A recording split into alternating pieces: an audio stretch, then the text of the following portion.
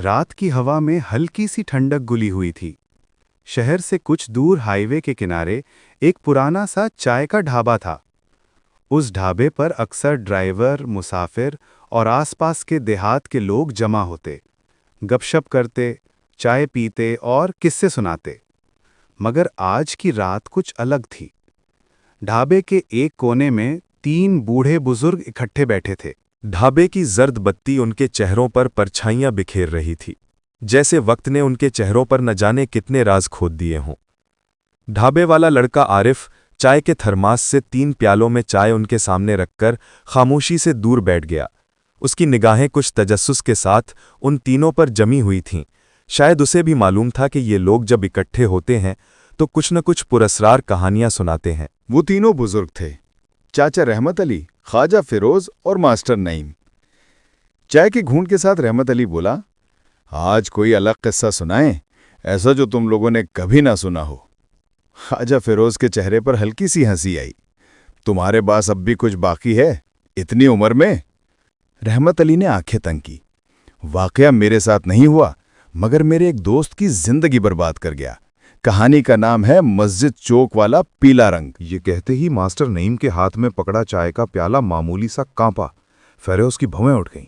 اوہ، وہی جگہ، غالباً جس کے پاس سے گزرنے پر لوگ راستہ بدل لیتے ہیں۔ رحمت علی نے ہاں میں سر ہلایا۔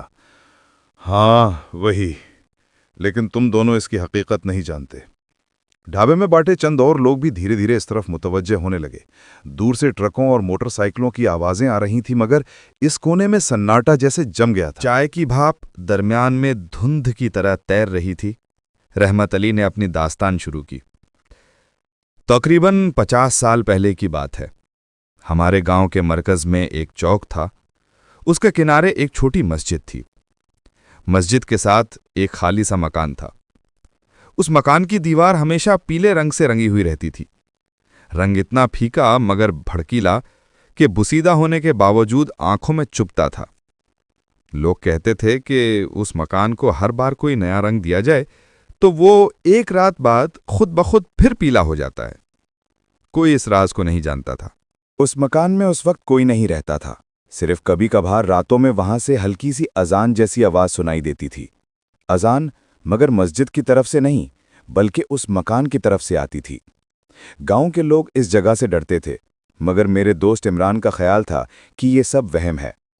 عمران محلے کا سب سے نڈر اور ضدی لڑکا تھا۔ ایک دن وہ مسجد کی صفائی میں امام صاحب کے ساتھ رہنے لگا۔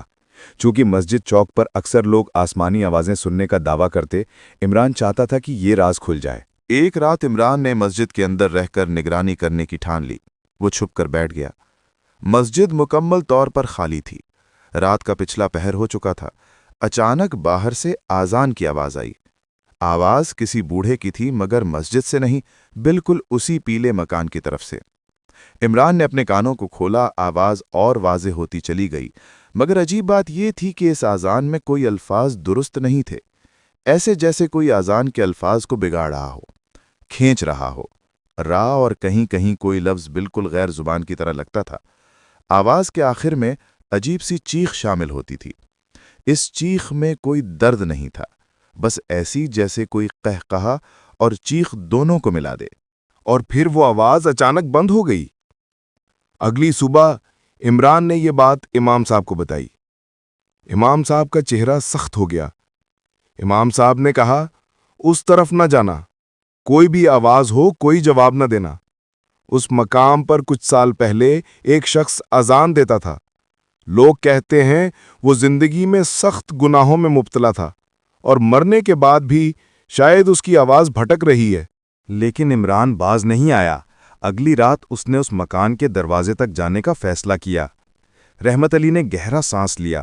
اس نے چائے دوبارہ بھر لی۔ ڈھابے میں خاموشی اور گہری ہوتی جا رہی تھی۔ ماسٹر نعیم آہستہ سے بولا، پھر عمران وہاں گیا؟ رحمت علی نے آنکھیں نیم بند کیں اور کہا، ہاں۔ عمران مسجد سے نکل کر آہستہ آہستہ پیلے رنگ کے مکان کی طرف بڑھا۔ رات کا آخری پہر تھا۔ گاؤں گہری نیند میں تھا۔ ہوا بالکل ساکن، جیسے سارا وقت رک گیا ہو۔ اس نے دروازے پر ہاتھ رکھا تو دروازہ خود ہی آہستہ سے کھل گیا۔ اندر مکمل اندھیرا، بس ایک کونے سے ہلکی سی سرسراہٹ آنے لگی۔ موبائل نہیں تھا اس زمانے میں، وہ صرف ماچس کی تیلی جلا کر اندر روشنی دکھانے لگا۔ تیلی جلتے ہی اندھیرے میں کوئی خوفناک چہرہ نہیں دکھائی دیا، بلکہ صرف ایک پرانی چٹائی اور دیوار پر ٹپکتی ہوئی نمی۔ مگر جیسے ہی اس نے دیوار پر روشنی ڈالی، تیلی ایک دم سے بجھ گئی۔ تیسری اور پھر چوتھی تیلی بھی اسی طرح بجھ گئی۔ اب عمران کا دل زور زور سے دھڑک رہا تھا۔ اسی لمحے اس کے پیچھے کوئی سرگوشی ہوئی۔ جا اذان سیکھ لے۔ عمران نے پلٹ کر دیکھا، کوئی نہیں، مگر آواز دوبارہ آئی، اس بار قریب سے۔ عمران کی چیخ دب گئی، وہ بھاگا مسجد کی طرف، مگر اس رات سے اس کی آواز بدل گئی۔ اس کے گلے میں عجیب سا بھاری پن آ گیا۔ اذان دیتے وقت وہ کچھ الفاظ ٹھیک سے ادا نہیں کر پاتا تھا۔ امام صاحب نے اس کے گلے میں دم کیا، علاج کرنے کی کوشش کی، مگر وہ بھاری پن کبھی نہ گیا۔ عمران بوڑھا ہو کر بھی اذان کی چند آیات میں ٹھہر کر رک جاتا تھا، جیسے کوئی اس کے حلق میں گرفت کر لیتا ہو۔ رحمت علی نے بات ختم کرتے ہوئے گہری آہ بھری، مسجد چوک کا پیلا رنگ اسی گنہگار کے نام سے چمکتا رہتا ہے، کوئی رنگ اسے بدل نہیں سکتا۔